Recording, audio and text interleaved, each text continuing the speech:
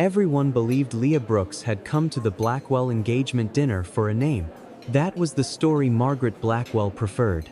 A scholarship girl from Queens. A contract lawyer with student loans. A woman who had somehow convinced Nathan Blackwell, heir to an old private fortune, to put a diamond on her hand. The guests did not say it out loud. They were too polished for that. But Leah could feel it in the way they asked where she had gone to school, then looked disappointed.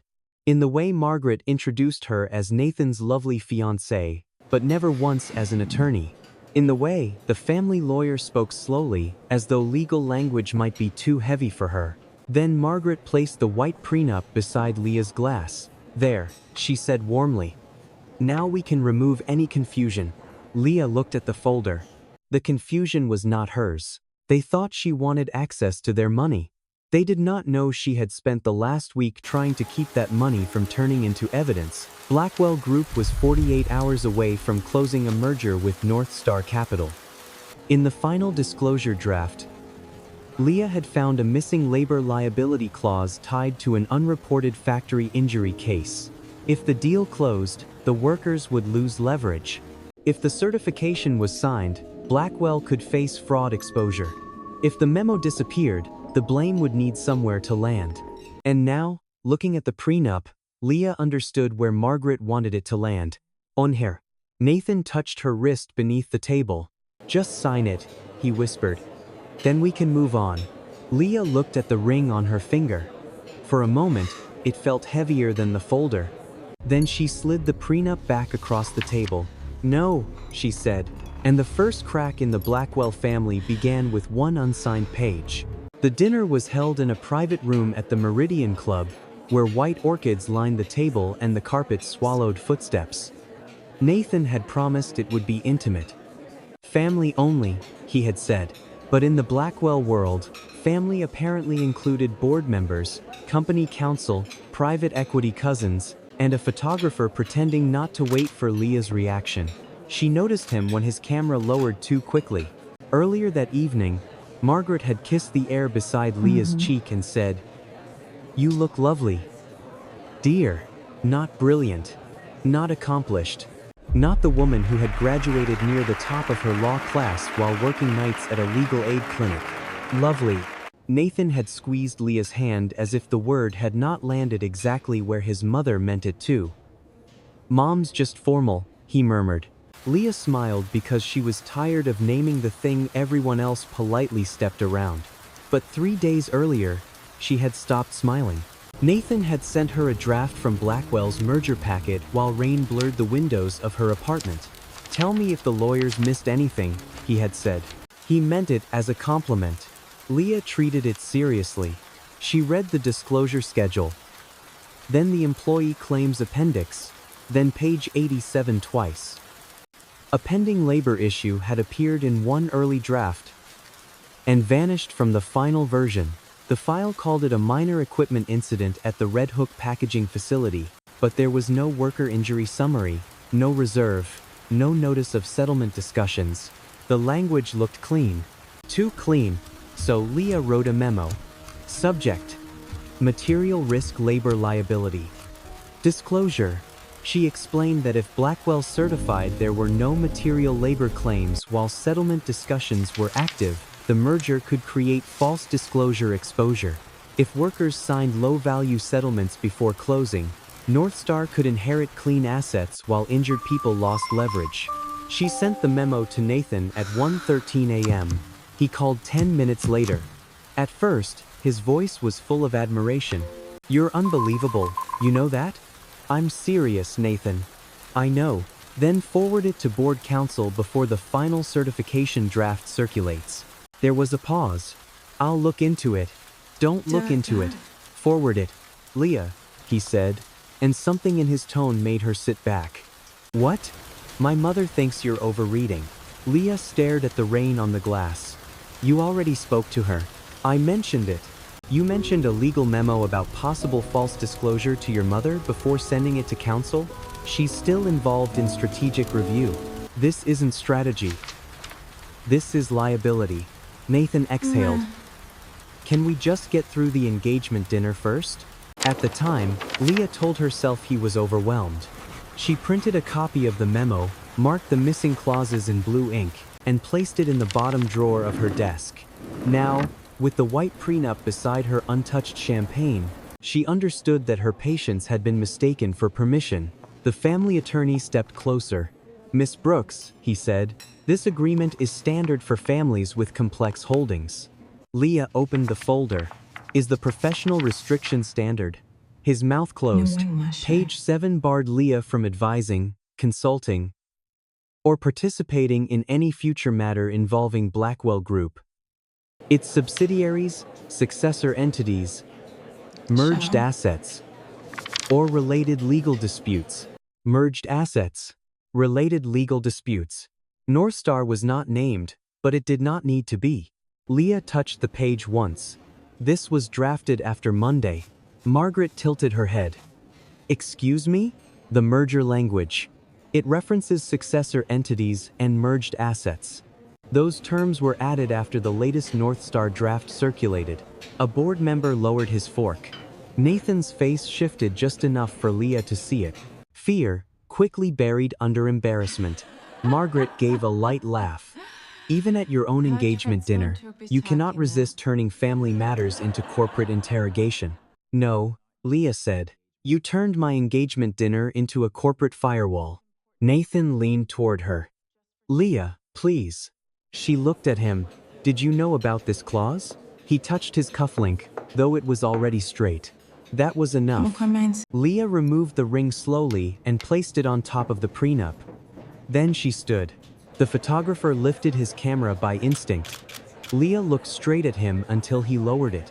"I will not sign away my judgment so your family can call it love," she said. Nathan stood halfway. "Can we talk privately?" "That has always been the problem," Leah said. "You only want to protect me in private." She picked up her coat. Before she walked out, she looked once at the white folder. It remained on the table, clean and untouched, surrounded by flowers, crystal, and people who had mistaken silence for weakness. Leah did not know yet that by morning, Blackwell's legal department would accuse her of retaining confidential material. She did not know Olivia Grant, a junior legal assistant, had already seen her memo disappear from the board packet.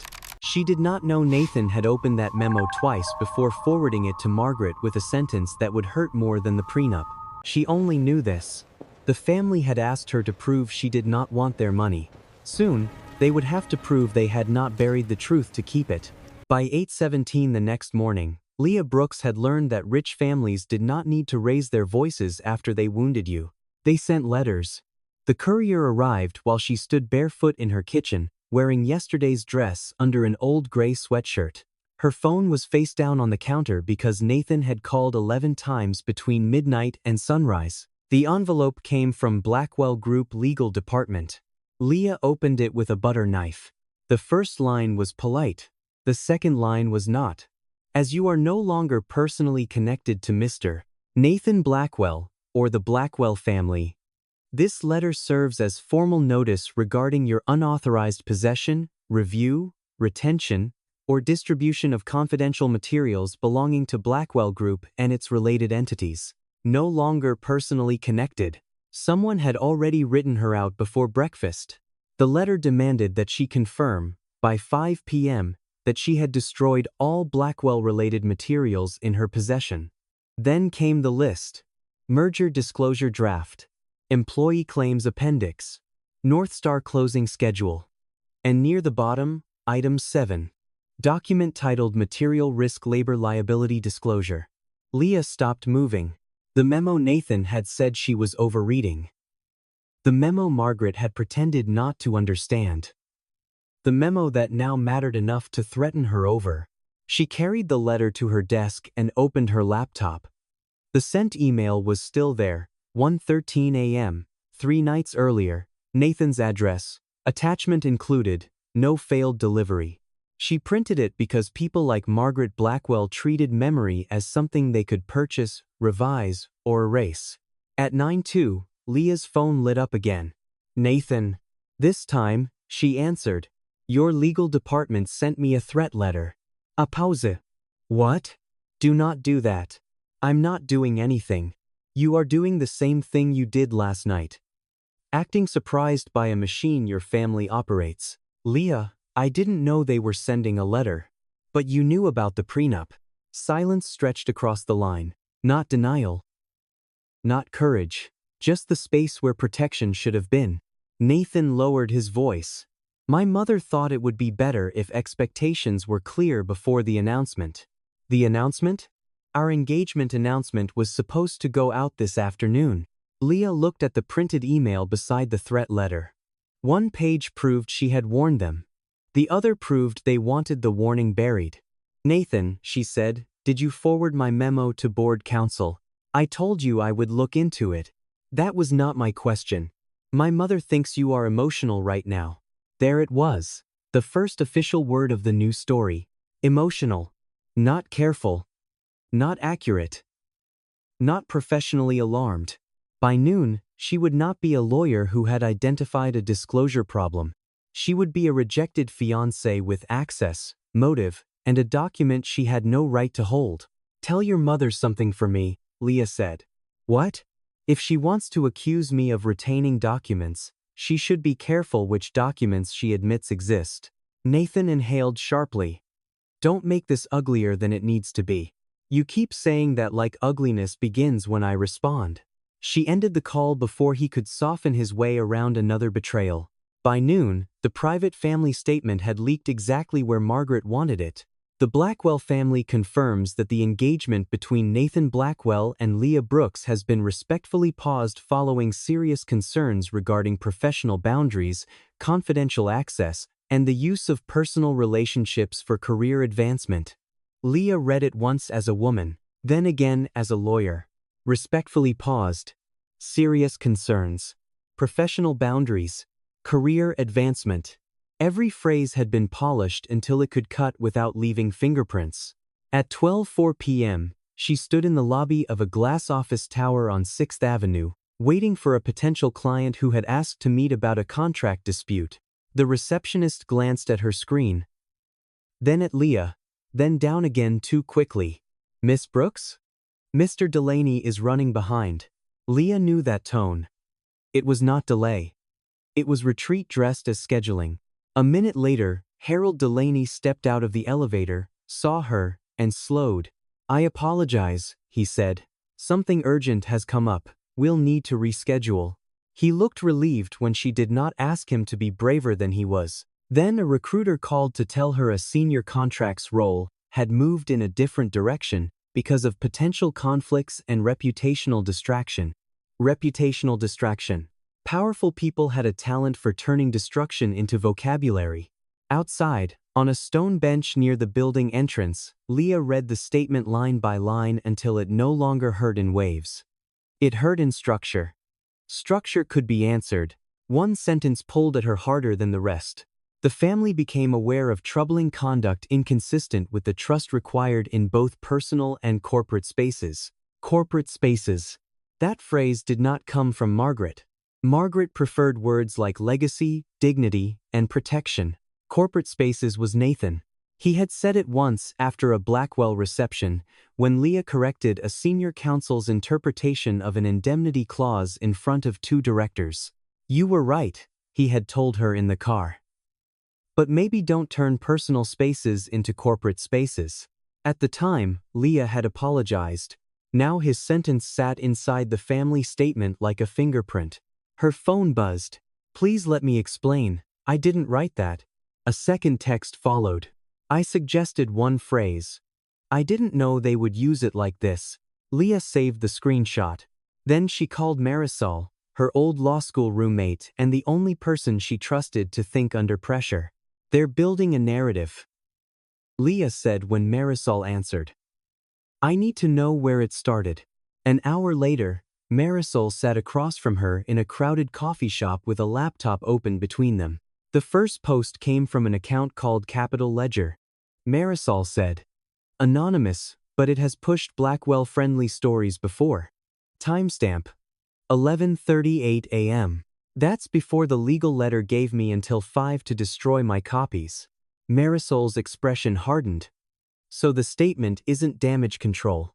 No, Leah said. It's foundation. For what? Neither of them said. They did not have to. At 4:41 p.m., another blocked message appeared. The board packet changed again. Then a second line. Tonight's version has no labor appendix. A photo followed. It showed a table of contents from a revised North Star closing packet. Employee claims appendix had been replaced with general workforce summary. No injury file. No settlement reference. No Red Hook facility note. Leah looked at the time. 19 minutes before Blackwell's demand letter wanted her destruction confirmation. She opened a new email addressed to Blackwell Legal. I will not destroy documents relevant to a potential material disclosure issue, pending labor liability, or any future legal proceeding. Please preserve all records related to document control number 41BR, the North Star merger packet, and the Red Hook facility claims file. She attached nothing. She accused no one. She simply refused to help them erase the path. At 4:58 p.m., she pressed send. By 5 o'clock, the lie had a public shape. The missing file had a new name, and Leah Brooks had become exactly what Margaret needed her to be. A woman with motive. A woman with documents. A woman they believed no one would trust. At 5:23 p.m., Leah left the coffee shop with Marisol beside her and a portable charger clipped to her phone. Another message came from the blocked number. If you want the full log, don't answer here. West Stairwell. Blackwell Tower. 6:10. Marisol leaned close enough to read it. Absolutely not. Someone inside has the log. Or someone inside wants to put you in a building where every camera belongs to Blackwell. I'm not going inside alone, Leah said. No. You're not going inside at all.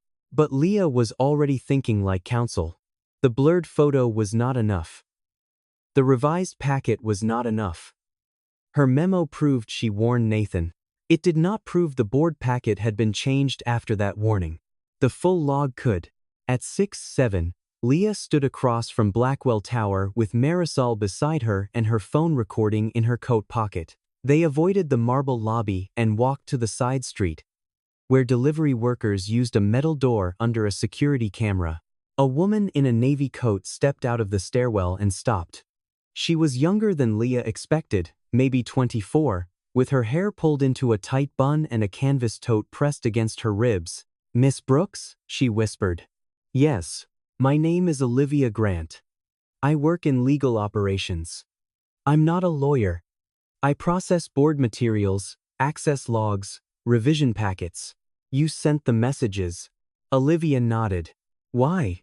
Because your memo was there. Olivia said. And then it wasn't. This morning they told us to treat any inquiry about document 41BR as external contamination. External contamination meant Leah. The accusation had already been converted into file language. Olivia opened her tote and handed Leah a folded sheet. I printed this before they locked the log. The page showed document 41BR. Created. 2:06 p.m. Attached to executive review folder. 3:18 p.m. Opened. 5:57 p.m. Removed. 6:42 p.m. Replacement uploaded. 6:49 p.m. Replacement title. General Workforce Summary. Olivia's voice dropped lower. The original employee claims appendix had names. Red Hook workers. Injury codes. Settlement status. The replacement has numbers. No names. Do you have the appendix? Leah asked. Olivia shook her head. No. If I download the file, they'll know. But my brother works nights at Red Hook. He called me last week because management offered cash to anyone willing to sign a release before Friday. He said it was just paperwork. I didn't connect it until I saw your memo. Now the case had a face beyond Leah's. Workers. Releases. Names removed. A system turning people into summary language. Olivia, Leah said. If I use this, Blackwell may know someone helped me. I know.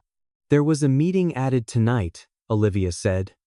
Board prep, 9 p.m. Margaret. Nathan, Evelyn Shaw, Thomas Keene. Outside counsel. Leah recognized Evelyn Shaw, Margaret's personal attorney. Cold, precise, famous for ending lawsuits before they became headlines. Olivia hesitated. Evelyn asked why the memo was removed. That was new. She asked legal operations this morning. She said if a document is important enough to preserve, it is important enough to explain. Leah tucked that sentence away. Evelyn Shaw was not an ally, but she might be something almost as useful. A person who understood risk better than loyalty. The stairwell door opened. A security guard stepped out, checking his phone. Marisol moved first, turning toward Leah with the smooth annoyance of an old friend. I told you the restaurant was on the other block. Leah slipped the folded log into her coat. Olivia walked past them without another word. The guard barely looked up. Only when Leah and Marisol reached the corner did Leah breathe fully. Her phone buzzed again. Nathan, please don't do anything before we talk. There are things you don't understand. Leah looked at the message, then at the folded proof inside her folder. All day, the Blackwells had been telling the world she did not understand boundaries, loyalty, family, power. But now, she understood one thing with perfect clarity. The file had not cracked because Margaret made a mistake. It had cracked because someone small, scared, and almost invisible had decided the truth deserved a witness. The next morning, Leah took the subway to Red Hook. Marisol's warning sat in her ear. Do not make yourself the only witness. It was good advice. It was also impossible advice, because Margaret had built the lie around Leah being alone. So Leah went looking for the people the revised board packet had turned into numbers. The Red Hook packaging facility stood behind a chain-link fence near the water, all gray walls, loading docks, and tired windows reflecting a sky the color of wet steel. Leah did not approach the main entrance. She went to a diner 2 blocks away, the place Olivia had mentioned through a new prepaid number. Ask for Rosa, back booth. Before noon, Rosa Jimenez sat with both hands around a paper cup. She was in her late 30s, with dark hair pulled back, work boots under the table, and the stillness of someone who had learned that panic wasted energy she could not afford. You're Leah? Rosa asked. Yes. Olivia said you might help. I need to understand what happened at Red Hook. Rosa looked toward the window before answering. My husband, Mateo, worked line 3, packaging solvents. On June 17th, a valve stuck. They say it was a minor leak. It wasn't minor. 3 men went down. Mateo tried to shut the line before it spread. Was there an incident report? There was a report, Rosa said. Then there was a corrected report. Then there was a summary. That word made Leah's fingers tighten on her folder. Summary. Rosa removed a packet of papers from her bag. The pages had been handled too many times. Settlement and release agreement. The offer was not just low. It was insulting. Enough to cover a few months of rent, not years of medical uncertainty. In exchange, Mateo would waive all claims against Blackwell Group, related entities, successor companies, purchasers, assigns, and future owners. Successor companies. Future owners. North Star. When did they give you this? Leah asked. Yesterday. Deadline? Today at 5. They said if we didn't sign before 5, the offer might disappear because ownership was changing. Leah looked at the clock above the counter. 10:04 a.m. 6 hours and 12 minutes before the workers were pressured into signing away rights. Blackwell had told North Star did not exist. How many workers? 3 injured bad. 8 exposed. Maybe more. 1 man already signed. Why did you agree to meet me? Rosa's eyes moved to Leia's hand. There was no ring there now.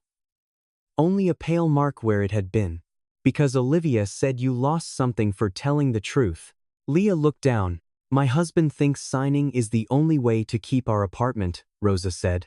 I told him maybe someone outside Blackwell should read the paper first. He said nobody outside cares. I care, Leah said. But I need to be honest. If I get involved, Blackwell will say I am doing it because of Nathan. The son? Leah nodded. Rosa studied her, not with pity, but with something harder and cleaner. Are you? The question was blunt enough to be a gift. No. Then don't make this about him. The words landed more deeply than Rosa could have known. All morning, Leah had been reacting to what the Blackwells had done to her. The prenup. The statement. Nathan's texts. Margaret's legal traps. But across from her sat a woman whose husband could not breathe properly, holding a release written to disappear him before midnight. Leah opened her folder and placed a blank page on the table. Tell me every name you know. Rosa reached into her bag again and removed a folded sheet of notebook paper. I already wrote them. 12 names. Beside 3 of them, Rosa had written hospital. Beside one, signed. Beside another, fired. At the bottom was a 13th name, circled. David Grant. Olivia's brother. Leah closed her eyes for 1 second, not in weakness, but to steady the line between anger and usefulness. At 11:16, Nathan texted. My mother says you contacted employees. Leah, please stop before you put yourself in real danger. Leah turned the screen toward Rosa. Rosa read it, then pushed the settlement packet across the table. Looks like they're already scared. Leah took photos of the release, the signature page, the deadline, and the successor company waiver. Rosa, I need Mateo to speak with a lawyer who handles workplace injury claims. Not me alone. Someone independent. Can you find one? Yes. And tonight? Leah looked through the diner window toward the gray shape of the Red Hook facility. Tonight was the merger deadline. The packet had been scrubbed. Margaret was already watching her movements. And by 5, workers like Mateo would be told that a small check was safer than a long fight. Tonight, Leah said, I make sure the board knows exactly what it is signing. Before Leah left, Rosa touched the edge of the white Blackwell demand letter visible in Leah's folder. They write everything like it's clean, Rosa said. Leah looked at the release agreement in her hand. Yes, she said, that's how they hide the stain. By the time she stepped back into the cold, the story had changed again. She was no longer trying to prove that Margaret had lied about her. She was trying to stop Margaret from making a dozen injured workers disappear behind one polished word. Summary. By 1:40 p.m., Leah was back in her apartment with Rosa's settlement packet on the table, Olivia's partial log beside it, and the Blackwell demand letter lying on top like a warning that had arrived too late. Marisol paced near the window, phone pressed to her ear, speaking to a workplace injury attorney she trusted. Leah did not pace. She sorted. That was how she kept herself from becoming the version of her that Margaret wanted the board to imagine. A rejected woman. A furious ex-fiancé. Someone reckless enough to confuse heartbreak with evidence. So she made the evidence colder than her anger. Folder 1, the memo. Folder 2, Blackwell's demand letter. Folder 3, the public statement. Folder 4, the Red Hook settlement releases. Folder 5, Olivia's access log. When Marisol ended the call, she turned. I found someone for Rosa. He can talk to Mateo before 5. Good. You don't sound relieved. I'm missing the bridge. What bridge? I can show I sent the memo to Nathan. I can show Blackwell later treated the memo as dangerous. I can show the board packet changed. But I need to know what happened between my sent email and the file disappearing. Marisol pulled the laptop closer. She had spent 3 years in litigation support before law school. She knew the unglamorous places where truth liked to hide. Metadata, routing paths, server timestamps, read receipts someone forgot to disable. 10 minutes later, her expression changed. What? Leah asked. There's a tracking receipt from Nathan's Blackwell account. He opened the attachment at 1:26 a.m. Again at 6:03 a.m. Nathan had not skimmed it half asleep. He had gone back. Anything else? Marisol hesitated. It was forwarded from his Blackwell account at 6:11 a.m. To who? Margaret Blackwell. Evelyn Shaw was copied later, but not at first. There was a message attached to the forward. Short. Careless. The kind of sentence a person wrote when he thought he was still inside a safe room. Mom, she may be right, but this will make tonight impossible. Leah stared at it. She may be right. He knew. Before Margaret placed the white folder beside Leah's champagne, before the photographer waited for the perfect ugly frame, before Nathan whispered, "Just sign it," he had already read enough to know Leah might be telling the truth. And his first concern had not been the workers. Not the board. Not the law. Tonight? The dinner. The announcement. The clean family performance. "Print it," Leah said. At 2:08 p.m., Nathan called. Leah let it ring. Then a text appeared. "I know you're angry, but if you push this, you could hurt people who had nothing to do with us." Another followed. "The company employs thousands. Please think beyond yourself." That one almost made her laugh. She had spent the morning in Red Hook with a woman whose husband could not breathe properly. Nathan had spent it asking her to protect the company that was trying to erase him. Leah opened a blank timeline and built the chain. 1:13 a.m. Leah sends memo to Nathan. 1:26 a.m. Nathan opens attachment. 6:03 a.m. Nathan reopens attachment. 6:11 a.m. Nathan forwards memo to Margaret. 2:06 p.m. Document 41BR created. 3:18 p.m. Attached to executive review folder. 6:42 p.m. Removed during engagement dinner. 6:49 p.m. Replaced with general workforce summary. Each line moved the truth farther away from heartbreak and closer to proof. At 2:31, Marisol's phone buzzed. "It's Rosa. Mateo wants to sign. He's scared. Management told him the offer expires at 5 and medical bills won't wait for lawyers." Leah checked the time. 2 hours and 29 minutes. The midpoint of the day arrived without drama. No courtroom. No witness stand. No judge. Just a kitchen table, a printer, a scared worker, and one forwarded sentence that changed the shape of the betrayal. Nathan had not failed to understand Leah. He had understood her well enough to fear what her truth would interrupt. Leah picked up the phone and called him back. He answered before the first ring finished. "Leah, did you read the memo before the dinner?" Silence. "Nathan." "Yes," he said quietly. "Did you forward it to your mother?" "I was trying to manage the situation." "Did you write?" "She may be right, but this will make tonight impossible." "That was taken out of context." "No," Leah said. "That is the context. You have to understand the pressure I was under." "I do. You were under pressure to choose between the truth and the evening your mother planned." "Leah, that's not fair." "No. What happened to the Red Hook workers is not fair. What your family is asking them to sign by 5 is not fair. What you helped bury is not fair." He lowered his voice. "If you come after my family, they will destroy you." Leah looked at the white prenup still lying in her folder, clean as a blade. "They already tried. This is not a game." "I know," she said. "That's why I'm done playing by rules written to protect the people breaking them." She ended the call and placed the printed forward on top of the timeline.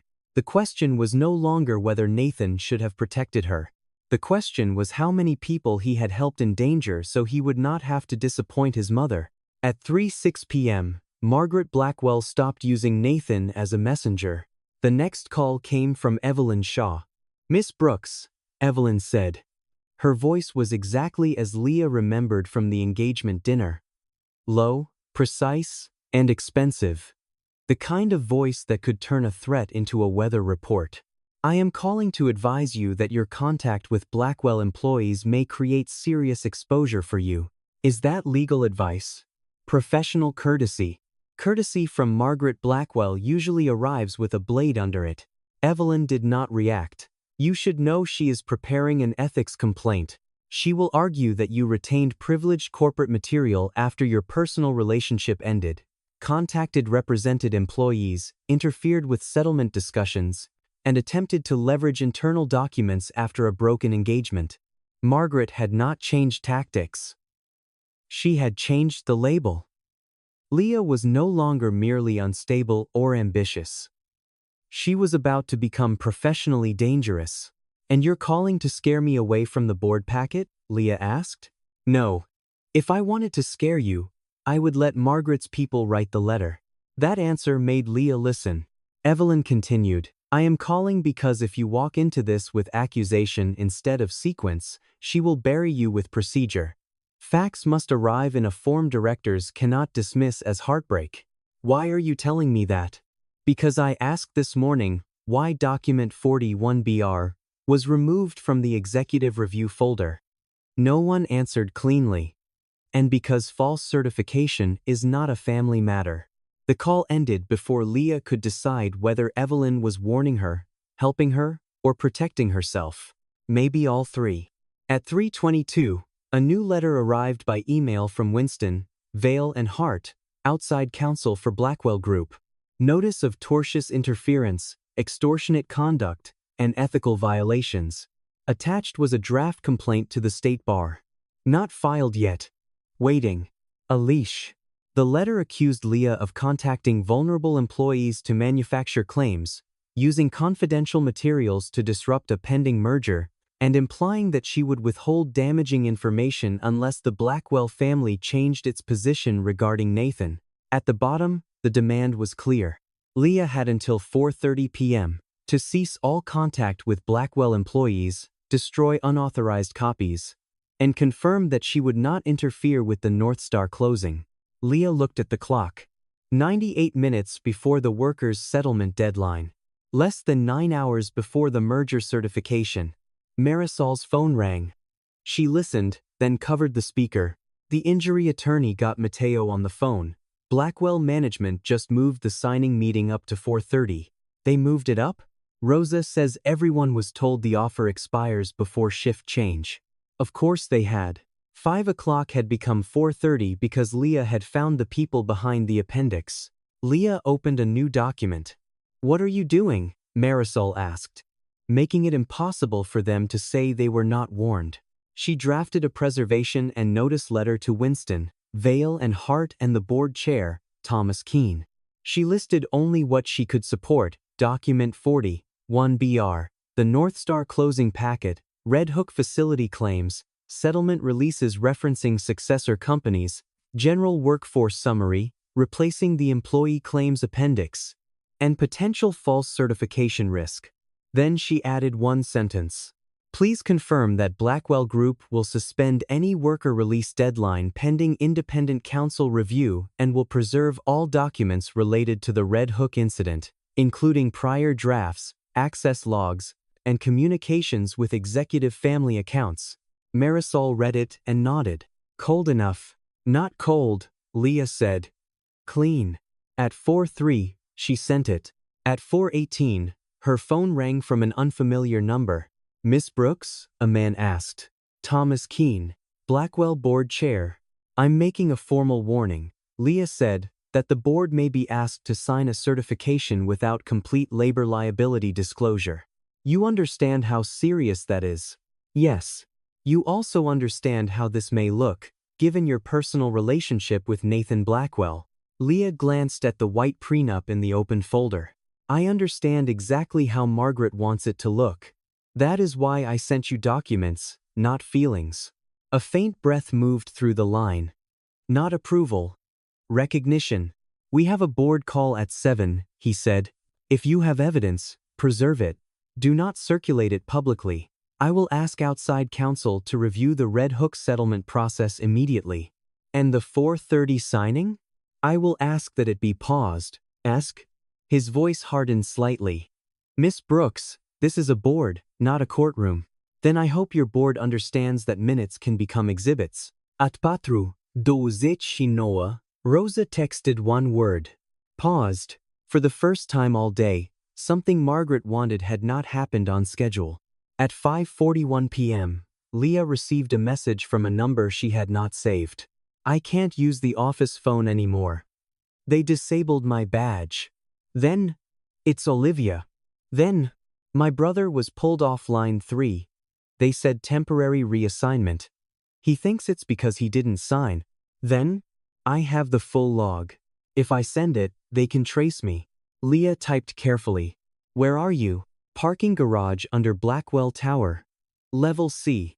I don't know where else to go. At 6:02 p.m., Leah and Marisol entered the public garage connected to the tower through the hotel next door. Olivia stood near a gray column marked C17, her tote bag clutched in front of her. She looked younger than she had near the stairwell. Or maybe fear made people look younger. I shouldn't have asked you to come, Olivia said. You did the right thing. I don't know that. Olivia opened her tote and took out a small mint tin. Inside was a USB drive wrapped in a napkin. I copied the audit trail before my access locked, she said. Documents tied to 1BR, the replacement packet, the board folder, and the user access report. Leah did not take it yet. If this goes to the board tonight, your name may come up. Olivia looked down at the mint tin. My brother called me from outside the facility. He said a supervisor told him people who create trouble before a merger don't always have jobs after one. Leah's voice softened. Then let us get him independent counsel. You don't have to be the evidence. Olivia's eyes lifted. That's the thing, she said. I think I do. A car turned into the level above them. Tires squealed faintly against painted concrete. Olivia stepped closer. The partial log I gave you showed an executive family account. The full user report identifies the device token. It wasn't Mrs. Blackwell's workstation. Leah went still. It was Nathan's. Olivia continued quickly, as if stopping would make courage leak out of her. His credential opened your memo at 5:57 p.m. Then the document was removed at 6:42. The replacement file was uploaded 7 minutes later. The user label is NB Executive 03. The device token matches his private office tablet. I checked because I wanted it not to be him. That was the cruelest part. Olivia had wanted Nathan innocent too. Leah finally took the mint tin. Not quickly. Not like a victory. Like something heavy.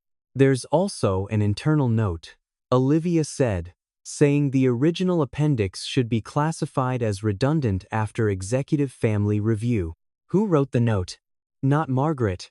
Nathan. Leah looked at the rows of parked cars, each windshield reflecting broken strips of light. Nathan had not only forwarded the memo. He had not only failed to pass it to board counsel. He had helped rename the truth until it could fit inside a summary. Olivia wiped beneath one eye with the heel of her hand, angry at herself for the tear. I'm sorry, she said. I know he was your fiancé. Leah closed the mint tin. No, she said. He was my lesson. Marisol checked the time. Numgula de lambalas p.m. The board call is at 7. Olivia pulled out a blank visitor badge. I printed this before my access died. It gets you to the conference floor, not the boardroom. Leah did not take it. Instead, she called Thomas Keene. I have a witness and a full document audit trail, Leah said. I am not sending it over email. I will bring it to your 7 o'clock board call with counsel present. You are not authorized to enter Blackwell Tower. Then authorize me. A long pause. Who is the witness? Leah looked at Olivia. Olivia was pale, but she nodded once. Olivia Grant from Legal Operations. And before anyone retaliates, you should know her brother is one of the Red Hook workers affected by the settlement releases. At 6:24 p.m., Thomas said, come to the 43rd floor, bring counsel. Leah handed the blank visitor badge back to Olivia. We won't sneak in, she said. We walk in on the record. At 6:58 p.m., Leah Brooks stepped onto the 43rd floor of Blackwell Tower with Marisol on her right and Olivia Grant half a step behind her. Through the glass wall ahead, Leah could see the boardroom. Margaret Blackwell stood at the far end of the table in a cream suit, one hand resting on the back of a leather chair as if the room had been built around her. Nathan sat near the middle, pale under the recessed lights. Evelyn Shaw was beside the window, a closed folder in front of her. Thomas Keene looked at Leah through the glass and spoke to someone near the door. A security guard opened it. Margaret turned first. For one brief second, Leah saw surprise. Then Margaret smiled. "Miss Brooks," she said, "I was not aware rejected fiancés were now invited to board calls." The public lie began exactly as Leah expected. Polished. Delivered before witnesses. Thomas stood. "Margaret." "No, Thomas. If we are going to delay $1 billion transaction because Nathan's former fiancé has decided to weaponize a personal disappointment, we should at least say plainly what is happening." Leah placed her folder on the table. "I'm not here about the engagement." Margaret's laugh was soft. "Of course not. You are here out of concern for corporate governance, after contacting our workers, retaining company documents, and threatening to interfere with the North Star closing. I warned the company before the engagement ended. So you claim." Margaret moved closer to the table. "What the board should understand is simple. Miss Brooks had access through Nathan. When our family expressed reasonable concerns about boundaries, she became angry. Now she is using confidential material to force her way into a transaction where she has no role." Leah let the sentence settle. Then she looked at Thomas. "May I respond in sequence?" He nodded. Leah laid down the first page. "My memo was sent to Nathan Blackwell at 1:13 a.m., 3 days before the engagement dinner." The subject line was Material Risk Labor Liability Disclosure. She placed the next page beside it. "Tracking receipt shows the attachment was opened at 1:26 a.m. and again at 6:03 a.m. Nathan's head lifted. Margaret said, "Nathan receives many documents." Leah placed the third page down. "At 6:11 a.m., Nathan forwarded my memo to you, Mrs. Blackwell, with the message, 'Mom, she may be right, but this will make tonight impossible.'" A director removed his glasses. Evelyn's pen stopped moving. Thomas looked at Nathan, not Leah. Nathan whispered, "That was taken out of context." "The context is on the next page." Leah placed Olivia's printed audit trail on the table. Document 40, 1BR, was created at 2:06 p.m., attached to the executive review folder at 3:18 p.m., opened through executive access at 5:57 p.m., removed at 6:42 p.m., and replaced at 6:49 p.m. with a file titled General Workforce Summary. Thomas leaned forward. Leah opened the mint tin but did not plug in the USB herself. "This drive contains the full audit trail, device token, file replacement hash, archive path, and user access report." Miss Grant copied it before her access was disabled. Margaret's expression hardened. "Thomas, you cannot seriously allow a junior employee and a bitter ex-fiancé to introduce stolen materials into a board meeting." Evelyn spoke for the first time. "If the materials show alteration of a board packet relevant to certification, the board cannot ignore them simply because the source is inconvenient." Margaret turned on her. "Evelyn." Evelyn met her eyes. "False certification is not protected by family discomfort." Thomas signaled to outside counsel. "Review the drive." A lawyer connected the USB to a secured laptop. The room waited. The lawyer looked up. "The access report identifies NB Executive 03. Thomas asked, "Whose credential?" The lawyer looked at Nathan. Nathan's mouth opened, then closed. Margaret stepped in. "Executive accounts are shared for efficiency." "That proves nothing." Olivia moved beside Leah. Her voice was small at first, but it did not break. "It was not a shared workstation. I work in legal operations. NB Executive 03 was tied to Mr. Nathan Blackwell's private office tablet. The same token opened Brooks's memo, removed document 41BR from the board folder, and uploaded the replacement summary." Margaret said, "This employee is compromised. Her brother works at Red Hook." "Yes," Olivia said, before Leah could protect her from it. "My brother works there. That is why I know the word summary can hide a person." The room did not fall silent. It did something worse for Margaret. It listened. Olivia continued. "The original employee claims appendix had names, injury codes, settlement status. The replacement had numbers, no names. At 4:30 today, workers were told to sign releases before shift change. My brother was pulled off line 3 after he refused. Thomas turned to Nathan. Is that true? Nathan looked at his mother first. That one glance answered more than he intended. Nathan, Thomas said. Nathan's voice came out thin. I didn't think it would go this far. Margaret's face sharpened. Do not answer under pressure. But Nathan was already looking at Leah. I thought we could fix it after closing, he said. I thought if we delayed, North Star would walk. My mother said Leah would make everything impossible. Leah finally looked at him. No, she said. The truth made it impossible. I only read it. Thomas stood. The board will not sign final certification tonight. Margaret turned. You cannot derail this transaction over theatrics. This is not theatrics, Thomas said. This is a document alteration, a potential disclosure failure, and worker releases tied to successor liability. North Star will be notified that closing is paused pending independent review. Margaret's voice dropped. You are making a mistake. No, Evelyn said quietly. We are stopping one. At 7:43 p.m., the vote was recorded. Closing paused. Red Hook settlement releases suspended. Independent investigation authorized. Margaret removed from all merger communications pending review. Nathan stripped of transaction access. Leah did not smile. Victory, when it came at the edge of other people's injuries, did not feel clean. It felt necessary. As the board members began speaking over one another, Nathan stood. Leah, he said. She gathered her folder. He took a step toward her. I was scared. She looked at the man who had once promised to build a life with her, then helped remove her warning from the record. I know, she said. That was the problem. Margaret watched from the far end of the room, her face composed again, but her hand gripped the chair so tightly the leather bent under her fingers. Leah picked up the white prenup from her folder and placed it beside the printed audit trail for one moment. 2 documents. One meant to erase her judgment. One proving they should have trusted it. Then she slid both back into the folder and walked out before anyone could mistake accountability for forgiveness. The next morning, Blackwell Group did not announce a crisis. It announced a review.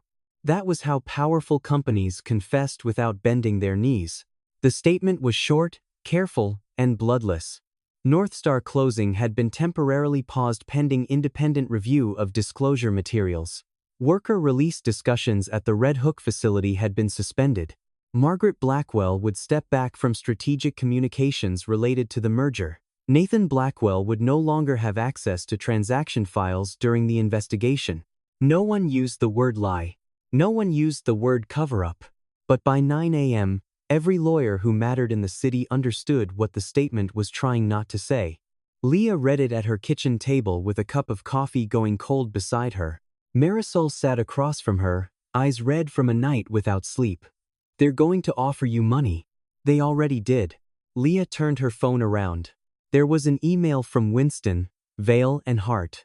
It thanked her for her cooperation, acknowledged the seriousness of the issues raised, and requested that she consider serving as an independent legal consultant during the review. The fee was absurd. Enough to pay off her student loans, move to a better apartment, and make the past week feel less like devastation and more like an expensive misunderstanding. I won't work for Blackwell, Leah said. At 10:30, Rosa called. They postponed everything, Rosa said. Her voice carried disbelief, like someone had opened a locked door, and she was still waiting for a guard to close it again. Mateo talked to the injury attorney. David too. They said not to sign anything. Not yet. Good. Olivia says she may lose her job. She may, Leah said. But Thomas Keene's office confirmed she is under whistleblower protection pending investigation. They can try, but it won't be quiet. Rosa breathed out slowly. Mateo asked me to tell you thank you. Tell him this isn't finished. No, Rosa said. But at least now they have to say our names. That was the sentence Leah carried with her for the rest of the day. Names. Not summaries. Not liabilities. Not reputational distractions. Names. By afternoon, Nathan came to her apartment. She opened the door, but did not step aside. He looked smaller than he had in the boardroom. No tailored confidence. No family armor. Just a man who had mistaken fear for loyalty until it cost other people more than he meant to pay. I resigned from the transaction team, he said. You were removed. His face tightened. I agreed to it. Nathan. He looked away. My mother is saying Evelyn turned the board against her, he said. She thinks if you and I issue a joint statement, it might calm things down. Leah let the request sit between them until he heard it himself. Then his shoulders dropped. I know, he said. I know how that sounds. No. You know how it sounds now. He swallowed. I loved you. I believe you did. His eyes lifted with hope he had not earned. Leah continued. But you loved me in the spaces where it cost you nothing. The hope left carefully, like someone backing out of a room. I was scared of losing my family, he said. And I was scared of losing myself. He had no answer. Leah reached behind the door and picked up a small box. Inside was the last of what he had given her. A key to his apartment, a dinner invitation card from the Meridian Club, and a photograph from the day he proposed. She handed it to him. The ring stayed with the prenup, she said. Your mother can decide what story she wants to tell about that. Nathan held the box with both hands. Will you ever forgive me? Leah thought about the boardroom clock, Rosa's notebook, Olivia's face in the garage, Margaret's hand bending the leather chair. I hope one day I won't need to think about you long enough to answer that. He nodded once, then he left. 3 months later, Leah signed a lease for a small office above a bakery in Brooklyn. The floor slanted slightly near the windows. The radiator knocked at night. The conference table had one scratch shaped like a river through the middle. It was not impressive. It was hers. The name on the frosted glass door read, Brooks Legal Advocacy, Contracts, Labor Rights, Disclosure Council. Marisol sent flowers with a card that said, Please bill someone rich immediately. Olivia found a new job at a compliance nonprofit and testified before the Independent Review without looking down. Rosa and Mateo became the first clients Leah represented through the Red Hook Worker Group. Thomas Keene remained board chair. Though now every meeting packet carried a new certification line requiring labor claim verification before signature. Margaret Blackwell did not disappear. Women like Margaret rarely vanished. They recalibrated. She resigned from 2 charity boards for personal reasons, blamed advisors in private, and appeared in society pages wearing the same pearls, smiling as if dignity were something that could be photographed into existence. But there were rooms that no longer opened when she entered. That was enough. On the first evening in her office, after the bakery downstairs had closed and the streetlights came on, Leah unpacked the final box. At the bottom was the white prenup. She placed it on the desk. For a while, she only looked at it. Once, that document had been a test placed in front of her by people who believed they could measure her worth with clauses. It had asked her to sign away her judgment, her future voice, her right to be believed. Leah opened a file box and set the prenup inside. Not alone. Beside it went the memo marked in blue ink, the Red Hook release, Olivia's audit trail, Nathan's forwarded sentence, Rosa's first list of names. Then Leah wrote a label in black marker and pressed it to the front of the box. Things I no longer need to prove. Her phone buzzed. A message from Rosa. Mateo climbed the stairs today without stopping halfway. Leah read it twice. Then she turned off the office light and stood in the doorway a moment longer. Behind her, the box remained on the shelf. Ahead of her, the hallway smelled faintly of bread, rain, and new paint. For once, no one was waiting to decide whether she belonged. Leah locked the door herself.